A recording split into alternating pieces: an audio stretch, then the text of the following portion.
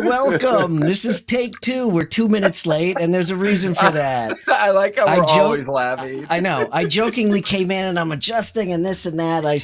Take 2 on the live broadcast, and come to realize 2 minutes later that I forgot to hit the go live button. So I actually get my second take, and it's just as bad as the first. Okay. Welcome to Lawfully Chaotic, episode 13.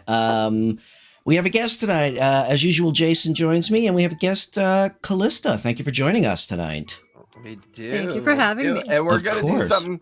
We're also going to do something kind of fun tonight. We're going to do our giveaway in the Discord. Awesome. So for the month of March, it was pirate theme. So we have some pirate themed dice, I think. Rolling them bones. Rolling them bones. And I think our dice are actually, let me take a look. What do we do for dice this time? Oh no. It's a dice box with pirate theme. So it's a skull and crossbone with the blades behind it. That's awesome. I don't know. Did you roll for that one? I mean, I'm checking. Just saying. I'm checking. Did I roll? Hey, Paradox, how are you? Good to see you. I think Paradox should win. Has he won yet? No, I don't know if he's won yet or not, but man, he rolls like a fiend. But here, let me announce in the Discord that we're getting ready to roll. Hey, everyone. We are live and we are rolling. So once again, do you have the dice? So this is a giveaway on TTRPG Academy, right? Yeah, on the Discord. So every month we pick a theme. Yeah, okay. Every month we pick a theme. And then that theme influences the dice, the book, the T-shirt, and the miniature. Awesome. So yeah. I know. All right. Hey, babe, you want to roll? You want to roll for the dice? Or you want me to roll the winner? Well, I just rolled 327. So who came closest to 327? Or well, did you roll? No, I didn't roll. Okay, then I'll have to roll. No, it's fine. I didn't roll for the month, but that can be the winner. Okay. So whoever's closest to 327. So far, it's one is Guy. No, Cianosis. What'd he get? 356. 356. Ooh. 356. Yeah, well, yeah, I've been distracted. One track mind. 327 so far. That's the close. Well, no, Lorana Maria 303. So you rolled 327. So I think that one's closest. Yeah, that one's closest so far. 24 away. Yep, 24 off.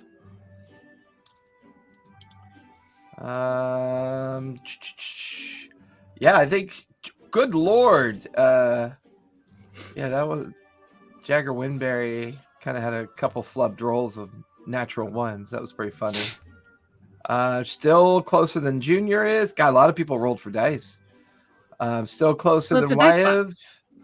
Who doesn't want a dice box? Right? Yeah. Or dice, for that matter. Yeah. Right? Congratulations. It's a pirate dice box. Where is he? You are our monthly. We have a wiener. Nice. Have him join us in the chat. And that's what you win. You get to join us. Yeah, you get to watch a bunch of old people with an incredibly hot Callista talk about bullshit. Okay, that's better. What are we talking about tonight? Oh, we're talking about player characters. Last week we talked about is that Vince? Yep, that's Vince. Hey, Vince, what's up? Where the big booty hoes at? Wait a minute, right here, baby. We talking D&D.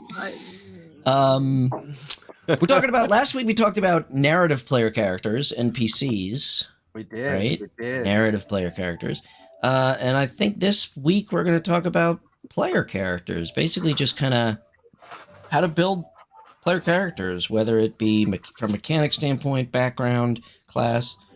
Let's see. For Backstory. miniatures, I rolled a 993 for miniatures. Ooh. That's Hi. way up there. Are you rolling D20s? D1000. Oh, okay. One guy got a 926, so he's pretty close. Let's see. Anybody else close to a 993 on the miniatures? Which the miniatures this time are just kind of little fun doubloon tokens. Yes. 917 versus. I like those. There's nothing more pleasurable than fake tokens. Tokens of gold and that aren't real. Oh, so nice. Well, Brian, did you see the ones that I have? Oh my Mm-mm. gosh, I love No. them. Hold on, I'll go grab them. All right. Yeah, they're pretty cool. Nice. At one, it's Guy. One, congrats on the win. Of course, they're in my studio. Okay, there you go. Well, then definitely I'm enjoying chat. All right, let's roll for the book giveaway. The book giveaway was kind of fun. I try to find really obscure stuff. This is the High Seas. The High Seas back, a role-playing game set in the golden age of piracy. Oh, sweet. It's called the High Seas hack. It's called made using the Black Hack. So it's like, a low kind of not low, but like an unknown publisher, which I try to do. So let's roll for this one really quick. Then we'll do the t-shirt. Oh, sweet. I love game beats. You can never have too many beats. Ooh, I like this one. Ooh, a 94 for the Oh my god, game That's book. Cool. Holy you crap. can't do it in. Ooh, and then a dragon one. Ed's story has an 82. Oh. So that's my closest one so far. That might be our winner. There's another dragon one. Yeah, that's our winner. That story is our winner for the book. Let me just mark that. Thanks for being patient, Brian. I appreciate it. No worries. And then I think tonight I'm going to set up the new theme. The new theme is going to be horror. So we're going to do horror. Horrors? Yeah, there you go, Vince. There's your horrors. Hurry up, old man. Careful, that could be either of us. No, it's me. It's me. I know what it means. Yeah, he calls him that all the time. And then the t-shirt is to air is human, to R is pirate. The t-shirt. So let's go ahead and exclamation R1D 1000. See who wins. Ooh, 585 on that one, right in the middle. Ooh, Skathos with a 560. However, good Lord, Onest Guy 591 for Onest Guy. That's off by 6. He might have won the shirt. Let me go through the numbers really quick. Yeah, it is looking like he won the pirate shirt.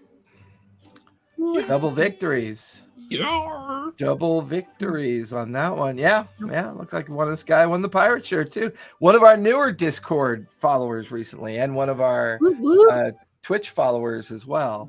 Cool. So at Onest Guy, congrats on the shirt win.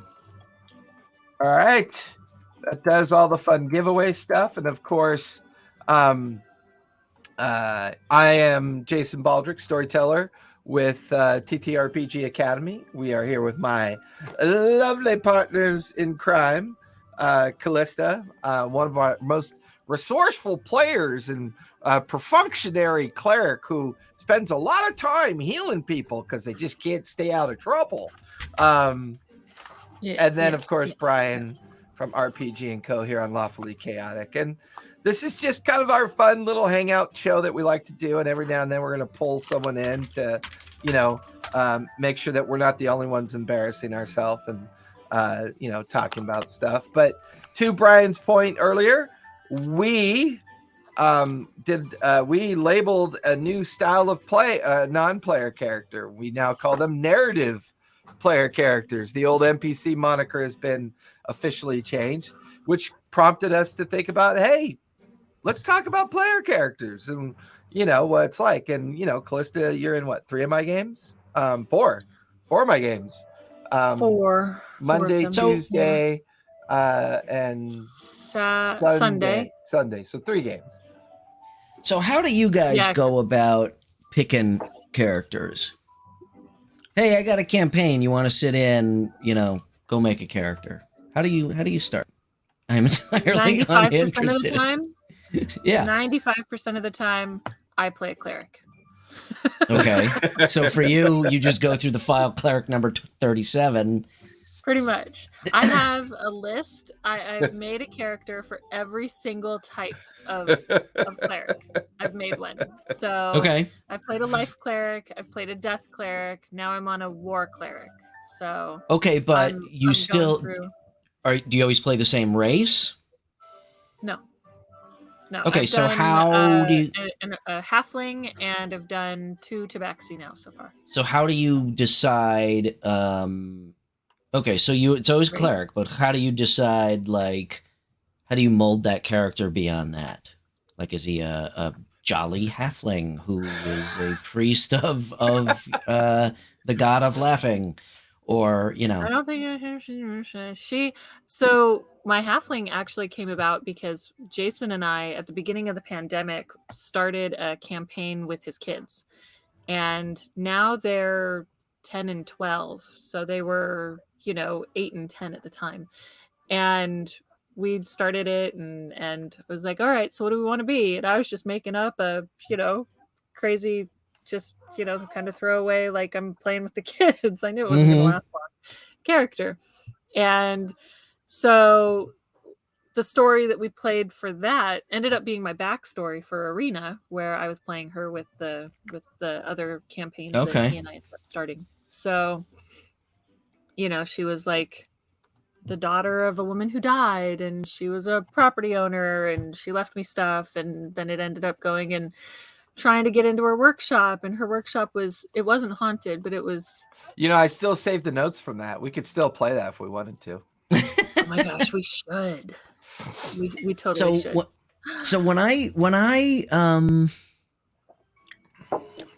create a character, I generally decide, well, not generally. I pretty much Oh, he's up. Oh. It is awakened. I generally, again, I said it again, I don't generally. I decide what class I want to play. When I played when I was younger, I was always a ranger. Always ranger. I was like the range guy, sit back and do that. Now I find myself mostly playing spellcasters of some sort, although I like kind of hybrid type characters. But anyway, I base mine on class that I want to play, and then I kind of fill in from there with a race, and then come up with a backstory depending on what type of character I like to play. How about you, Jason? Oh, I never get to play. I forgot. That's right. I never get to play. When he ends up playing, it's usually like a one shot, and he'll just bring up a random character on D&D Beyond, and he just starts. Oh, that's cool too. I've done that. That's how I started my that paladin. too. Yeah. Well, I have one character that I put some effort into, and his name was Rumblebelly. He was a barbarian. And for me, he even had a voice for it. Yeah, well, Rumblebelly was a bit of grog, Rumblebelly, but a bit more of kind of like I'm a little here, and every now and then there was a little bit of nuance in some wit that was like out of nowhere, and it confused everybody to how smart it was. Trin's in one of my pro tables. Personally, how I make my characters is I have a general idea of a person, which I love. Then while I'm making the sheet, I either do background first, bonds, ideals. So she's doing everything before she's even rolling. I love that because I mean, then you can pull in all the pop culture stuff. You can pull in like maybe a movie or something that you like to watch, or you could do all that. So no, I like that style. But for me, I just love barbarians. If given a regular chance, I would normally play a barbarian. I like the mythos of it. I like the fact that you are a bit unique without being overtly complex. And therefore you don't have to know a lot of stuff about running the character. It's kind of that you could be brutish with a general understanding of your little bonus actions and extra things you can do. But like I've played in, well, now that I know Vince, I've played in a lot of games now compared to my life earlier on. I would say in with Vince's one shots, I've been in. Well, I've only ever been in 2 campaigns in my whole life. Holy Playing cow! this game, for 41 years, I've only ever played. He's usually in 2 the DM. campaigns. That's nuts. But I've played in a handful of one shots now that I've been able to, get more and more people in the Discord and in my orbit kind of running games and stuff. So that's been kind of fun. But being a pro to play DM, I'm always running games anyway. That's true. I think one shots are a great character test bed. My class choices actually depend on how stats are decided. That's really interesting because when I play and when I DM, these days I just do point buy, right? So anybody can buy their points, adjust it for race. Now with Tasha's, it's basically here's 2 free points, stick them anywhere you want. Right. When we used to, I was actually thinking before you posted that comment, I was actually thinking like way back in the day, it was, okay, roll for strength, and that you roll and that score goes into strength, then roll for dex. So that could very much affect class choice. Obviously.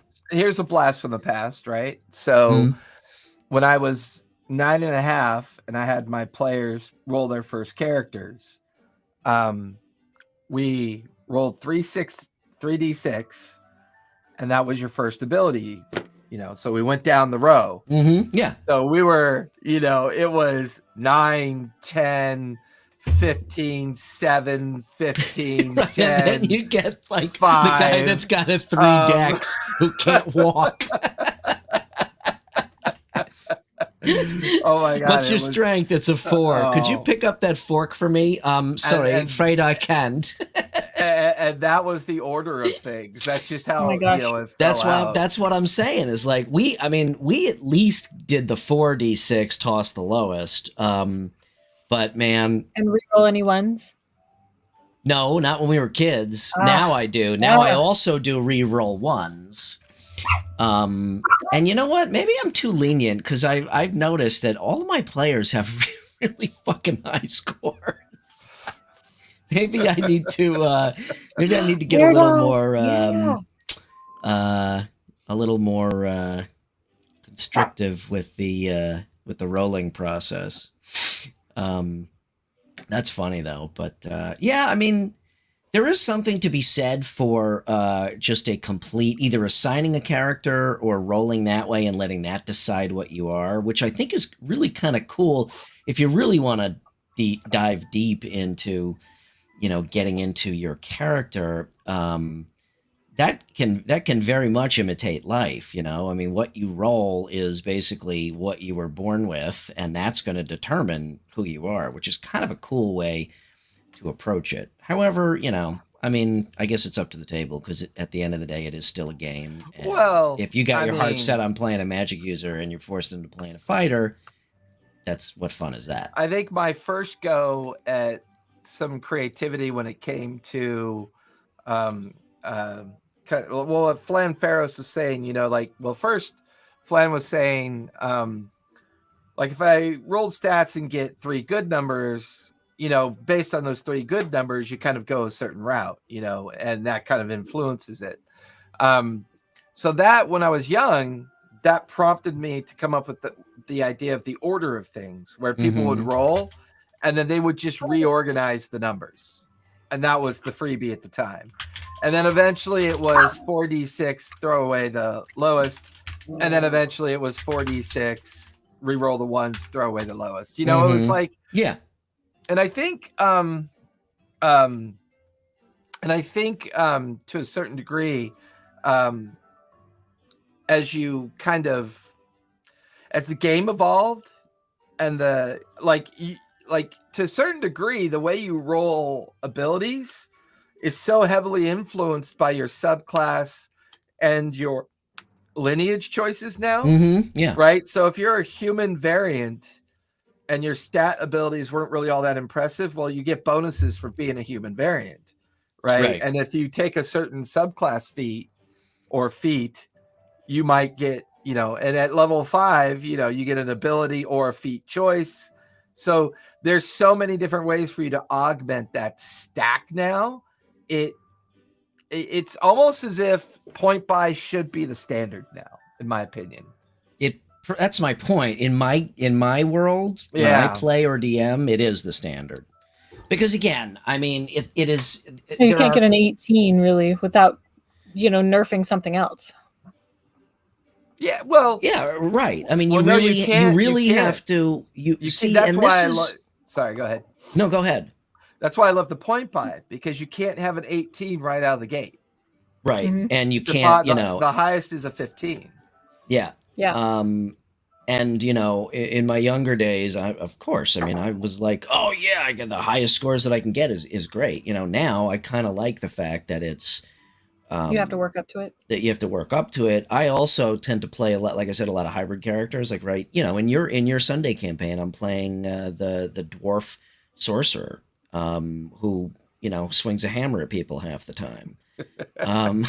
Yeah, I love watching you narrate out that dwarf. It's really interesting. Thank the way you. you play him. Yeah, you have a good accent for him too.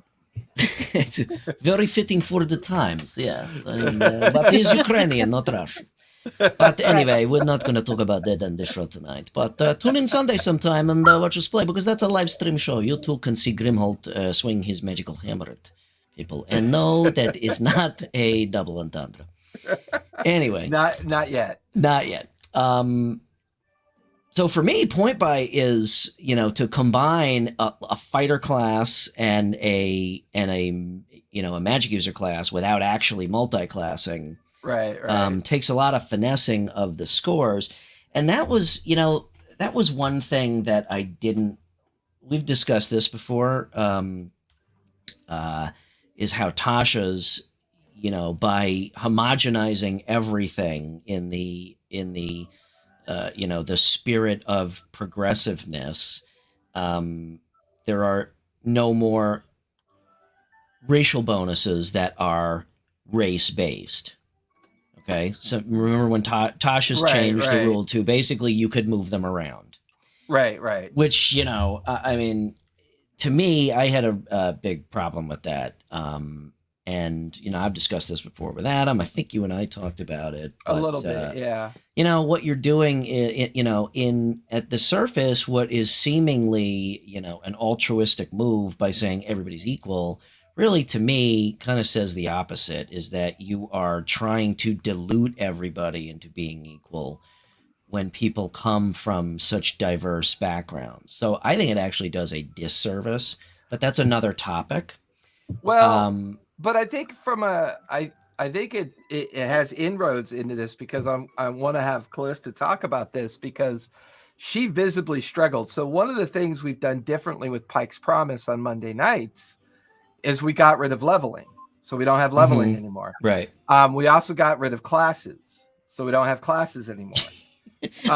Hold that thought, but when I remember you talking about that, and at some point yesterday, the day before, I'm thinking, oh, why don't you just get rid of scores, ability scores? And then I'm like, well, how about if there are no characters at all and everybody just sits around the table and the DM tells the story, and then I, as Brian Weiss, just say, all right, I want to swing on that rope across the chasm. And he's like, and the DM just says, well, I know you, and in real life, you would die doing that. So guess what? You're dead. So the reason why I wanted to run that experiment is because exactly the reason that you explained your concerns about the homogenization of the uniqueness of a character build, right? For a player to build a unique character, that's the passion of being a player, right? Building that unique character. Yeah. So by taking away the leveling and taking away the railed classes, in other words, a fighter, a druid, a cleric, what we did instead was I just had the players, okay, write your story. We still have ability checks. We're still using a core DC system. But I said, write your story that you feel represents your character and play that story. So what I did is I wanted to build a table where I am no longer the primary narrative. I'm giving so much of that creativity back to the players. We talked about this last week. It's going to create a garden of opportunity where folks will, wow, okay, so because we're still going to milestone, but we're just going to do it without levels. So like whenever we milestone, we'll have a conversation around the table, and then I want to hear about Callista's hand wringing over this process because she is a very traditional D&D player. Whereas Carolyn, who plays, is very much open to the idea. But you know, when we hit a milestone, the players so my character's the normalest person. So. Yeah, to a certain degree. And it's not like we did this in a way to say, no, you can't play a traditional character. We just designed it in a way to give it a little bit more creativity. And so when we milestone, the table thinks about the last 3 or 4 or 5 sessions that they were in, and they can say, you know what, I felt like I was doing a lot of physicality. I think I'll take a point in strength. And I also felt like I was helping the caravan a lot through the wilderness. Can I get advantage on survival? And then if the table's like okay with it based on the immersive play, then everyone says, yeah, that sounds about right, what your character development felt like. And then boom, they add that to their character story. Yeah. So all I'm experimenting with is kind of peeling away the last of the rails. So I'm trying to find that middle ground between where people want to homogenize everything and where people want the rails of classes, subclasses, and racial tendencies to predefine. Because the reason I don't think it's a matter of predefining, though, because the influence on me was that as soon as you decide you're a fighter, you're automatically never going to be able to cast spells well. But yet in a fantasy world situation, why can't you run into not necessarily? Well, but keep in mind, so my dwarf, now granted, now there's a caveat to this. It is solely because he's a mountain dwarf. Otherwise the character wouldn't work. Right. So once I played a cleric. I played a cleric that was a dwarf that was our party's tank. Yeah, exactly. Yeah, because you get armor and weapon proficiency. Calista, talk about how you hand wrangled building your character for the Monday night game, and just how angst it was.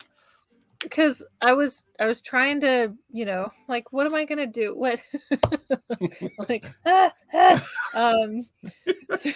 Ivar when I play with my buddies, my OG crew, I'll call them my OG crew. It's Jeff is on from time to time, Matt is on chat from time to time, but these are the guys I played with in high school. When we decide to start a new campaign, Callista, there are fucking weeks of character hand wringing going on. What are you going to be? I don't know. What are you going to be? What are you going to be? What are you going to be? Oh, I got a character. And then a week later, No. trust me. I was like, okay, so am I going to play a cleric? Am I going to play a ranger? Oh, wait, there's no classes. Am I going to play a cleric ranger? Wait, no, am I going to play paladin? Ooh, maybe I want to be an Asamar. Ooh, no, I want to be a Tabaxi. Hey, let's be twin sisters. You know, and I think, and if crazy. I may, I think to Jason's point, what you're, and I would have to work at this too, because I'm very much a traditionalist also when it comes to the game. But I could see what he's doing, and Jason, correct me if I'm wrong. You were approaching it from the wrong standpoint. You're still, which would have been my inclination. You're still looking at it as everything you just said is not the reason he's doing this. Instead of saying, should I be a cleric? Should I be a fighter? You ask yourself, what do I want to do? Mm-hmm. I want to cast a spell, but I also want to be able to smack somebody in the face with a mace. And the idea was for Callista and Carolyn and Ivar out of my comfort zone. Mm-hmm. Yeah, you know, to write the story of their character. Was that accurate, Jason? Yeah, because to me, classes and subclasses are very railed. To me, they're railed because I spend so many hours playing the game as a DM, right? As I watch people play, 90% of the people are thinking about their build 10 levels out. Of course, yeah. That's a rail. No matter how you cut it, that's a rail. That means you're not really enjoying the game yet. What you're doing is you're at level 5 and you're like, you know what? This is going to be better when I'm level 10. I cannot argue with that. As level 5 then? It should be fun now, not more fun later on. And to me, that's always kind of felt like that last bit of rail that the game requires to kind of put people in positions of how to play the game. And just given the rule set, I'm inclined to disagree with you, okay, about that it's so railed. However, I cannot argue with what you just said because everybody does it. You're right. Like, this character, when I'm 6th level, but I'm playing it in the hopes of 9th level. So I enjoy it in the moment. I'm guilty of that also. It's always, at next level I'll be able to do this. The class system and race bonus is reflection of how people see our world. Example, so many people think I'm good at math because I'm Jewish. Joke's on them. Ha, me too. I suck at math. That the same system is a deflection of how we define ourselves in real life. True, but I'm sure there are more than just this one, but I keep coming back to, did you ever play MERP's Middle-earth role-playing system? No, I read the lore and I read the rules. I never got a chance to play it. I need to dig mine up. I know I still have it. What was so great about that is, and not everybody is like this, I happen to like, though, the more detailed the character creation process, the better. And some people argue that is even more rails because you're playing to a bunch of stats on a page rather than role playing. I don't necessarily agree with that, but what it does, I think, the great thing about Middle-earth role playing is that it kind of did exactly what you're talking about. Everything was more granular, so you had more fractional points to put in more places without huge sacrifices to get huge gains. You know what I'm saying? Because that game was based on a D100 system. So, like Gandalf, you could be a straight up book-learned magic user and still swing a longsword in that game. Because it was very much to what you were saying. It was like, what do you want to do? And then you pick the skills and whatnot to do that. I think, if I remember, it was so many damn years ago. If I remember, I think you could pick like a basic character archetype that may have given you a base, but you still had a ton of points to put in completely contradictory. It was a well-known archetype framework mechanic system. Yeah. And that archetype was the first kind of like spokes or the hub with the spokes of opportunity coming Yep. out from it. Kind of Yep. similar to like a lot of role-playing games evolutionary, like from 2015 to 2022, where, you know, these very kind of like complex trees and bubbles of how your Yeah. character, you know, is developed through Yeah. the PC and the gaming console. But Callista, talk to us about your GURPS character and how GURPS has influenced your character building. Because I love talking about that with you. So I have two GURPS characters. One Okay. is a healer and one is an assassin. And it's really interesting when I'm playing both games concurrently. It's really one person with a split personality, right? Yeah. You come on, tell the truth. We know what's up. We know what's There's up. a lot of times where I'm playing my assassin and they're like, is that Thea bleeding through? And then there are a lot of times where I'm playing Thea and they're like, is that DJ bleeding through? It's really funny. Yeah. So my healer, she ended up being from I didn't write her backstory either. Just saying. Michelle wrote her backstory. And Michelle's like a aspiring author.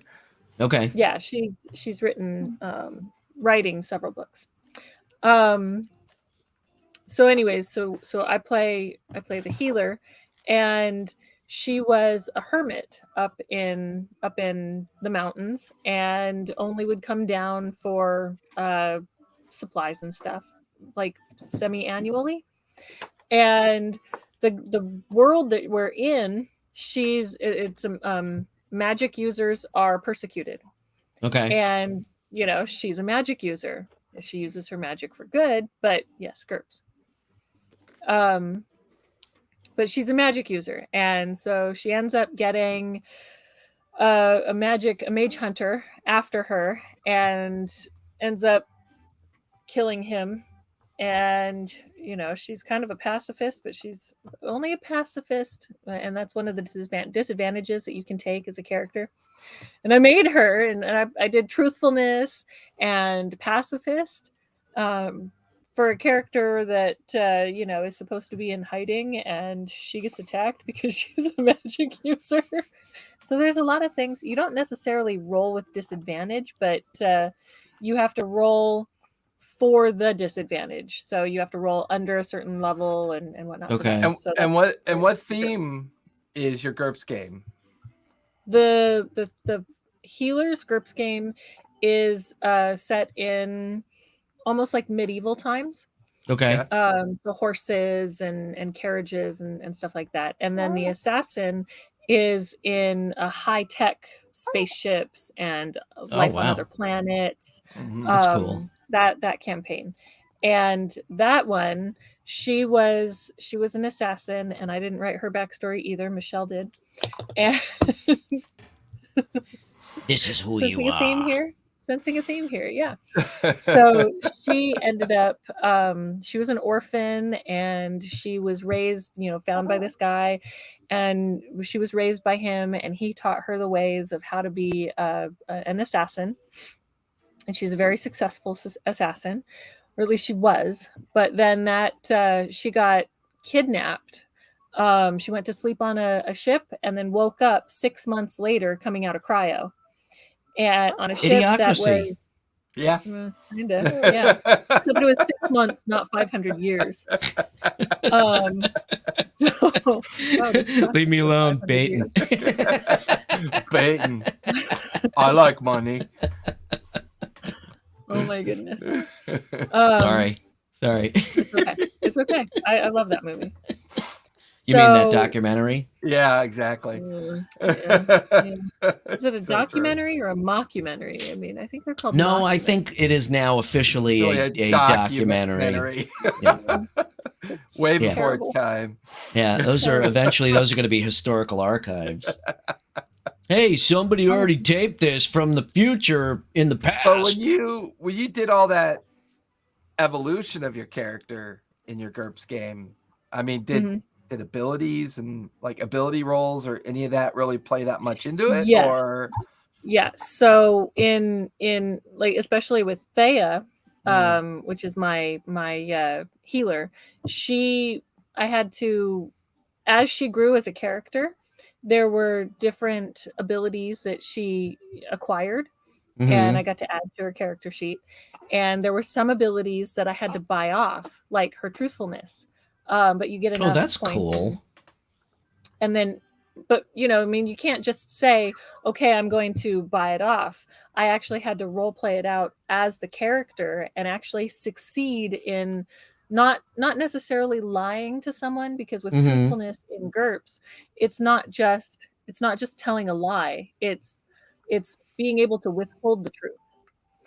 So I couldn't even omit the truth. If I was asked a question, I had to roll. And if I rolled poorly, I was vomiting out the truth. So That's I had awesome. to buy off. Yeah, no, not really. That's I had to awesome. buy off this disadvantage. And so I had to successfully roll enough ability to omit the truth in order to be able to justify buying off that ability or disadvantage. Okay, So that's really cool. Yeah, it sucked. But I mean, it was great. It's fun to play. It sucked.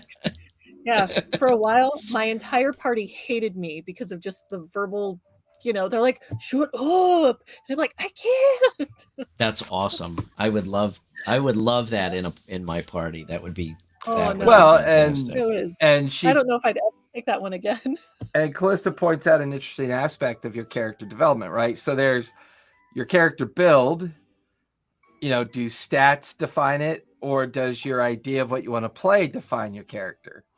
And then as we become more forgiving in the stat evolution, you're kind of in your mind building your character, and you're like, okay, now all I got to do is get numbers close enough. If I don't get numbers quite as close as I need them to be, I'll use the class, subclass, and lineage system to help augment my numbers in such a way I can get to what I want to get to.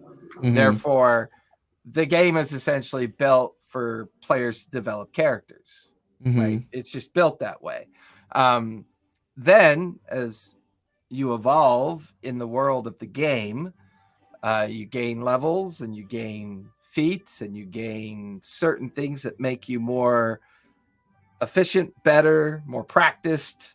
You evolutionize your character,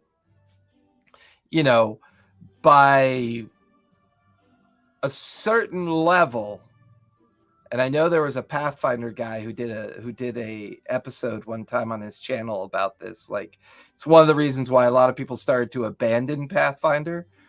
At a certain level within Pathfinder, the outcome is infinite. In other words, you can't go wrong. You're always going to do well at a certain level within Pathfinder, because your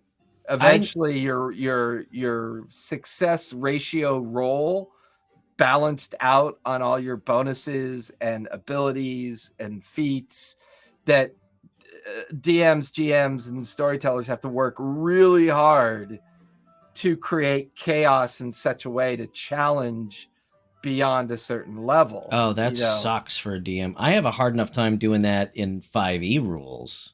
A lot of people have said 5e could be really challenging because 5e is designed to be finite. 5e is designed for level 20 to be the end game. Now, a lot of alt publishers out there have been building alt, companions and content to let or help people take that game beyond that level.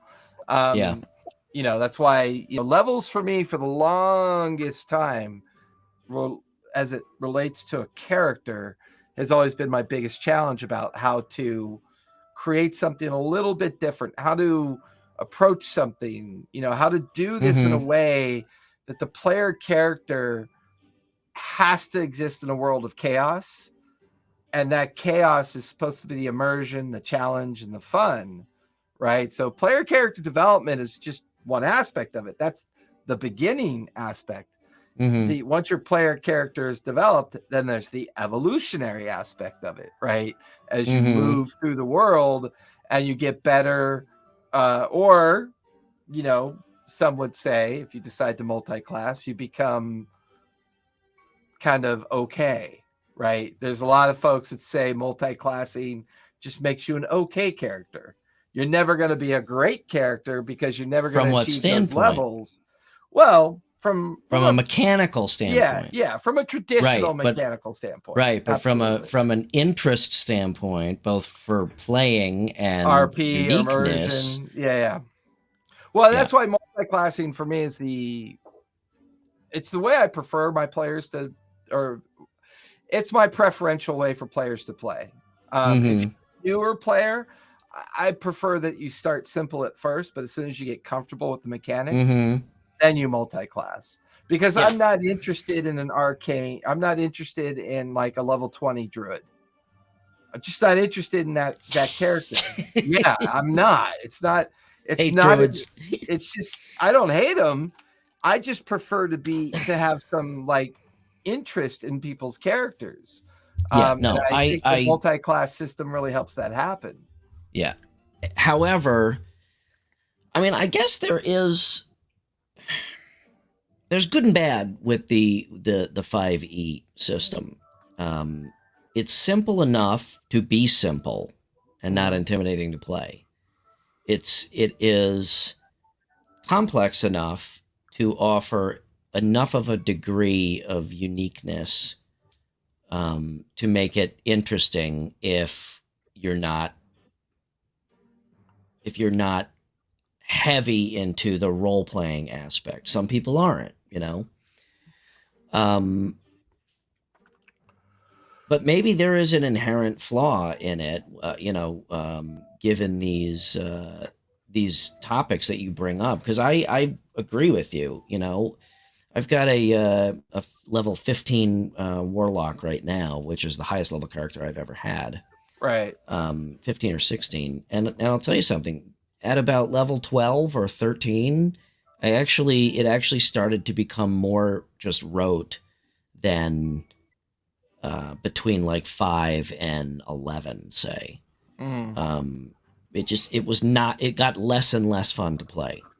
Well, and I think that brings up a solid point too, because within the player character kind of like ethos of creation, there's the approach of the min-max idea, right? And the idea that you're trying to maximize the idea of a build that you have in your mind. I actually love min-max players because they challenge me to the extreme, because that's the way they're having fun. And I'm always going to be a proponent of having fun. Now, like Aiden's character. Yeah. And if that style of player is not interfering with the fun of the table and people are kind of enjoying it as well, that's still the compass. That's still the, that's my North Star when I'm watching a table evolve. Right. However, I've also seen tables come to a grinding halt because they're all bored with their characters. I don't have anything against min-maxing. That's not the way I play, definitely. And, I would agree. Once it becomes too formula, it's just like, the character then plays itself almost. Which is why, like I said, I don't set out to nerf myself. I just like playing odd characters. I like playing a spellcaster that can still go up to somebody with a sword and finesse attack and do some damage. I like I dipped one level into Bard with a sorcerer just to be able to wield a sword. And how often did I actually use the sword as opposed to magic? Not very, but it was a great character affectation, and that was actually the most fun character I've played to date. So, just like with the dwarf, with the wizard who swings a hammer. I mean, I've got a 16 strength or whatever, because I kind of stuck to the racials a little bit. And a 14 intelligence. Okay, but so obviously I'm not going for the maximum, impact from that main class, but I have a lot more fun playing a character like that, and that's why I like that MERP system, or kind of more, not necessarily more open, but just more granular, instead of big chunks and you have to pick one of 12 big chunks, have 100 little chunks, and you could pick 47 little chunks, and that leads one to of the things like, I really like about the core DC system, you've kind of touched on a little bit, the idea of giving the characters the opportunity to play something that is unique to them, and it's designed around the fun factor feel of being unique to them, and then have that unique experience. All player character development has one unique challenge, and that is in the nexus of the idea of how, the seniority of your DM, the veteran player status of the other players at the table.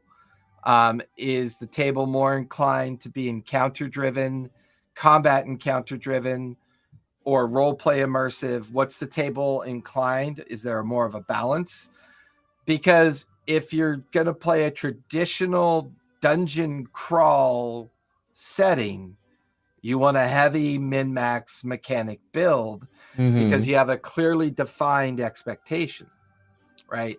If you're in a campaign that's open world and you have no idea what to expect, and maybe your zero session, you find out your DM is a 50-50 narrative, and maybe been playing for 20 years or been playing the game in one form or the other for the 20 years.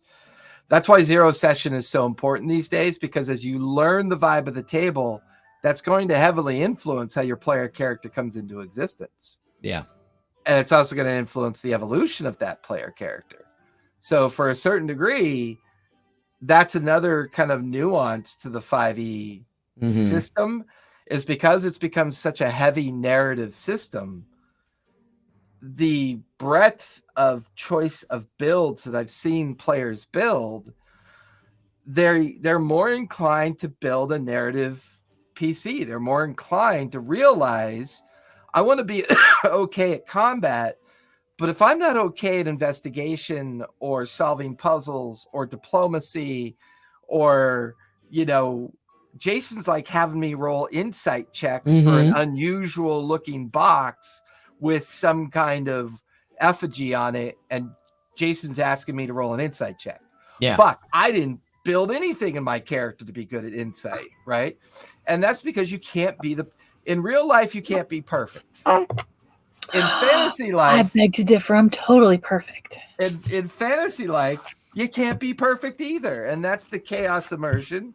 And that's where the fun factor can either be heightened or more interesting, because the real idea of chaos comes back into play. So I have two things that I've done with my homebrew rules to kind of somewhat alleviate this, I think, or just give characters more, or give players more opportunity to define their characters. One is, and this is not mine, I stole it from somebody, the idea from somebody, but kind of like you were talking about earlier, depending on how the players play their character, not based on die rolls, but just the choices they make. If somebody constantly cooks a meal when people are resting or whatever, you know what I mean, and constantly does that, then I might award them a cooking feat, the actual feat, just through role playing. I do the exact same thing, and I couldn't agree more. Yeah, I think that's an amazing way for DMs and GMs and storytellers to create that extra layer of opportunity for players to enjoy narrative points within, okay, what am I doing right before a long rest? Or, am I reading a book of arcana, or am I reading a book of languages? Am I reading a book of study? Am I reading, the idea being like, in my Saturday game, Age of Empire, there's a Goliath druid who loves to cook. Yeah. So every long rest when he cooks, I have him make some skill checks. And if the skill checks pass the DCs that are set, then the party gets a D6 inspiration or a D8, depending on the outcome, and therefore that meal Yep. plays very significantly into the idea of influencing the party, and they feel like they have a unique skill set, which they do have a unique skill set that they evolved on their own. And all I had to do was kind of like just create a little simple mechanical system to help that narrative kind of evolve as well. Yeah, and then the other thing is somewhat similar, but I've developed a skill a skill specialization tree. So every, and I won't go through the whole thing, but every skill, every current skill in the game is a group skill, and under that I've come up with a whole bunch, of pre-made sub-skills. Okay, so under intimidation, you might have torture, you might have psychological intimidation, yada, yada, yada. And you get a certain number of skill points at certain levels, and you can save them, and spend them at any time. Once you spend them, they're spent, but you can save them up. And you are able to specialize in a sub-skill, which gives you additional, when you do that particular task, and obviously that is, in agreement with the DM, right? Then you get additional bonuses for that. You can also advantage or a number that you add. It's you can rank it where you get additional pluses, +1, +2. Okay, the more points you get, the more ranks you can go up to, like rank 4. You can also expertise in a skill, which gives you advantage. Okay, so sub skills is basically, think of it as you're either studying or by doing, you're developing a very focused part of one of those broad skill categories. Right, same thing like animal handling with snakes. Okay. Expertise I define as just kind of gaining that muscle memory just from doing and practice and practice and practice. That gives you advantage. So with enough points, and I think I've formulaized it out. Formulated. Thank you. That's not a word. What are you, stupid?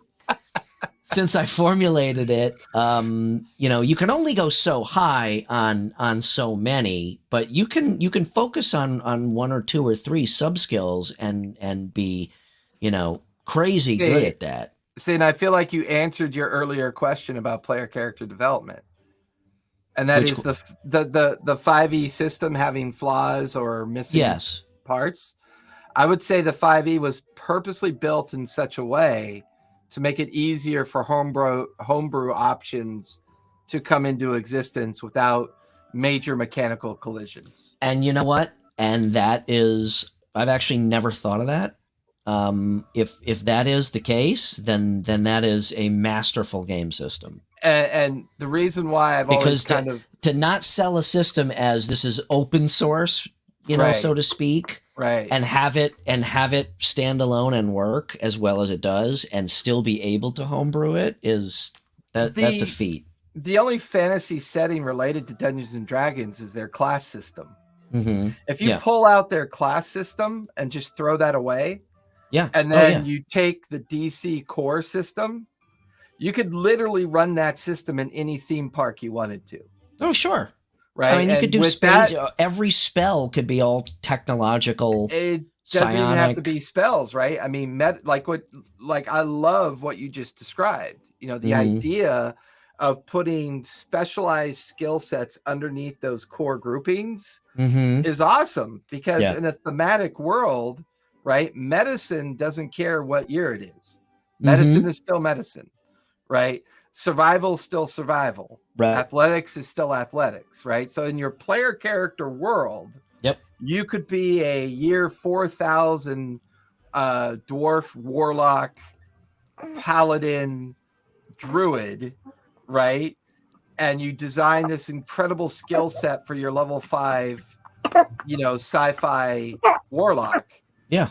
The core system's not going to care. The core system's going to say, okay, cool. The mechanic is still the mechanic. Yeah. And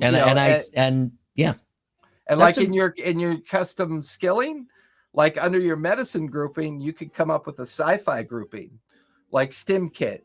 Oh, yeah. You know, Mhm. you know your medical pad that automatically reads Yeah. people's medical condition, right? Yeah, I mean, you could that come up with these like subtree, little, yeah. yeah, that subtree is completely dependent on theme and time period, and it could be adjusted to be anything. I've always said the 5e core rules, the closest that D&D ever got to a universal system. Is 5e. All subsequent systems have always been very Mm-hmm. D&D core focus. You know, Yeah. like if you look at 4e, I mean 4e by far was the most player character granular lore based reality for character, but the problem was they didn't really take the DM into consideration. Mm-hmm. It really was built to be a player based system, pure play. Yeah. You know, it was all about the player, which made it very hard. It kind of felt like, to me, it was a video game made into a D&D game. Yeah. So like everything was overly granularized. Everything was overly to the point where these players could build these so like, you know, granular characters that it really forced the storyteller, DM, or GM to like look at what they were doing and go, holy shit, none of the rules help me narrate this. So I've got nothing to help me with this other than some ideas of charts and tables to utilize. And oh my God, by the way, the combat encounters are taking 8 hours. Yeah. You know, so I think 5e overcorrected to a certain degree.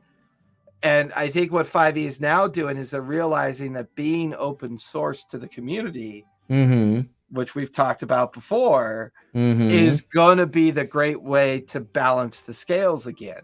You know, the realization that the core rules really are designed to help player characters become more narrative and pick the way they want to play their character. And because of the simplicity of the DC system, right? Because everything's a difficulty check. You're either rolling to hit or you're rolling to resolve a DC, you know, and everybody is now free to look at the player character's evolution as well as the, you know, the GM, DM, storyteller evolution and say to themselves, we can all be equally narrative now, or we could all be a little bit role playing and narrative and encounter driven. I just think I'm never going to call any system perfect because there's so many systems out there. You know, there's Cortex, there's Midgard, there's Vampire the Masquerade, there's Cthulhu, there's GURPS, there's all of these amazing systems that fundamentally try to use mechanics in a unique way to play a very unique style of game. Right? I mean, there is no more unique style of game I can think of other than a TTRPG. There really isn't. I mean, you know, where's my piece? Where's my game board? Where's my $500 from the bank? Where's my, you know, where's all the stuff I have to play? And that's why the player character to me is the single most important aspect of the game.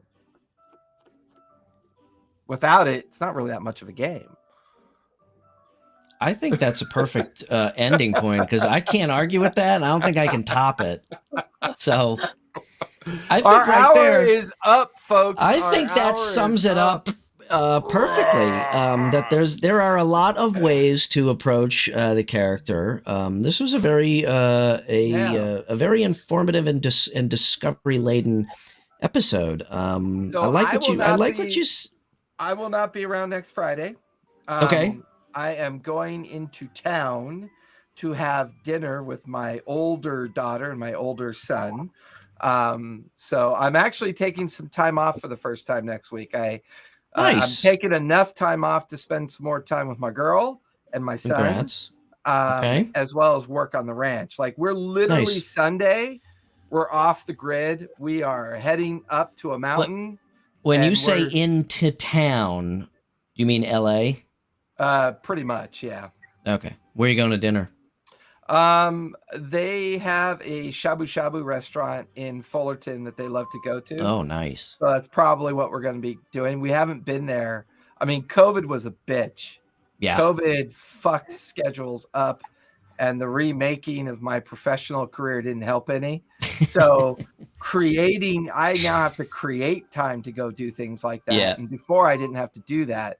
You know, when you work that 9-to-5 job, you knew what time you had. Yeah.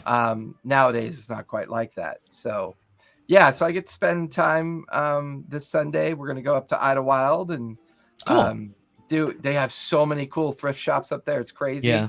I've never been up that way. All the times I've been out there, I've never been up that way. Yeah. Next time we come out, I'll have to come up and visit you guys. Oh, yeah, absolutely. I've got a membership up there with a winery that we're going to spend some time with. I got like 2 shipments I got to pick up. Nice. But yeah, it was just a day for us to be able just to do nothing and wander the streets at 5,000 feet and with the baby, cool. with the bebe, the mountain bebe. Put him in a Yoda pack. I had one. Cool. I made sure I grabbed it.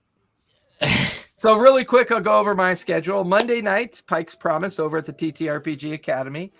Tuesdays, Titans Revival in the afternoon. Denizens and Masters in the evening.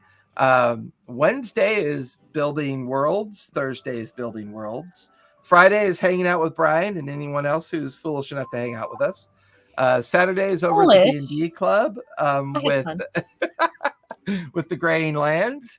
And then Sunday, you can catch me, Brian, and Callista at TTRPG Academy as part of our live stream with Debtor's Gambit Sunday night. I'm working on another Sunday table, so I was thinking of a different Sunday table at that point. But cool. Although we will be Zero Dark this Sunday as we're taking that day off.